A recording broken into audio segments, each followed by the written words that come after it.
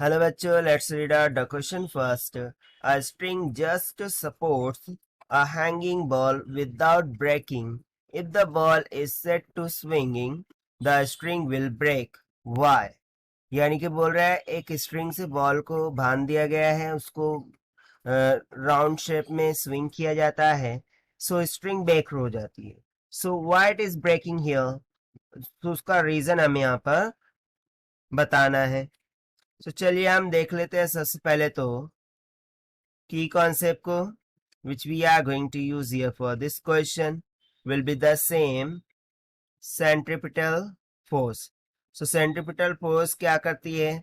किसी भी ऑब्जेक्ट को सर्कुलर मोशन में रखने के लिए जो फोर्स रिक्वायर्ड होती है वो सेंट्रिपिटल फोर्स होती है. ठीक है, उसका फॉर्मूला होता है mv²/r, जहां पर m उस ऑब्जेक्ट का मास हो गया, v उसकी वेलोसिटी हो गई, r उस सर्कुलर पाथ का रेडियस हो गया. सो इस कॉन्सेप्ट के द्वारा हम इसे अंडरस्टैंड करते हैं.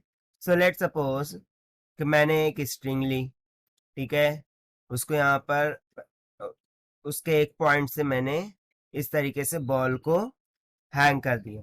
अब मैं क्या कर रहा हूं, इसे वर्टिकल सर्कुलर मोशन में इस तरीके से स्विंग कर रहा हूं, लाइक दिस. ठीक है, सो जब मैं स्विंग करता हूं सो स्ट्रिंग में कुछ टेंशन लगेगा.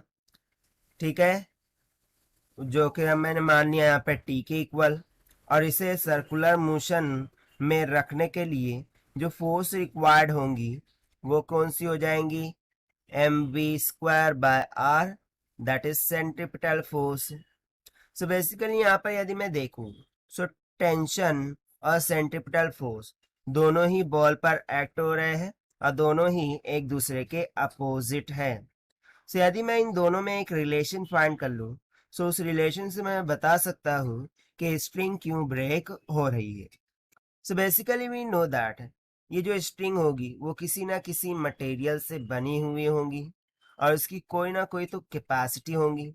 ठीक है, सो मैं मान लेता हूँ कि ये जो स्ट्रिंग है उसकी बियरिंग कैपेसिटी ऑफ टेंशन जो है वो कुछ टी मैक्स की इक्वल है.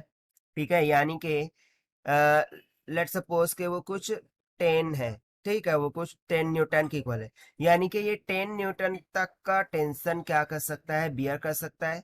इससे ज्यादा का यदि टेंशन उस पर आया तो स्ट्रिंग क्या हो जाएंगी? ब्रेक हो जाएंगी. अब स्ट्रिंग पर टेंशन आ कहाँ सकता है, फोर्स आ कहाँ सकती है? mv²/r से, दैट इज सेंट्रिपिटल फोर्स से. यानी कि स्ट्रिंग ब्रेक होने के लिए किसको ग्रेटर होना पड़ेगा? यहाँ पर सेंट्रिपिटल फोर्स को. सेंट्रिपिटल फोर्स यदि ग्रेटर हो जाती है तो जो स्ट्रिंग है उस पर ज्यादा टेंशन आ जाएगा जो कि टी मैक्स की लिमिट को एक्सीड कर देगा और स्ट्रिंग टूट जाएंगी.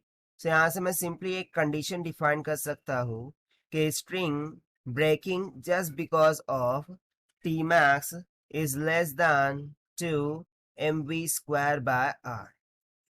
ठीक है, टी मैक्स कैसा है? सेंट्रिपिटल फोर्स से लेस है, उसकी कैपेसिटी सेंट्रिपिटल फोर्स जो लगा रही है उससे कम है, इसी कारण से स्ट्रिंग क्या हो रही है? ब्रेक हो जा रही है. जहाँ सिंपली यदि मैं रिटर्न फॉर्मेट में कुछ लिखूं, so as string is already has the maximum tension, as string has already maximum tension,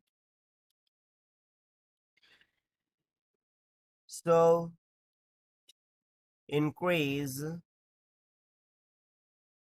in force break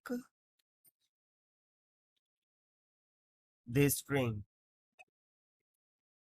ये एकदम शॉर्ट में उसका आंसर हो गया कि स्ट्रिंग का ऑलरेडी एक मैक्सिमम टेंशन होता है और उसके ऊपर यदि हम फोर्स उस पर लगाएंगे सो बेसिकली वो तो टूटेगा ही. ठीक है। सो बस यही कारण हो जाता है कि स्ट्रिंग वहां पर ब्रेक हो जाती है। So this is what all about this question which we are solve by using the simple concept of centripetal force. So this is the required solution. I hope you understood it well. Best of luck. Thank you.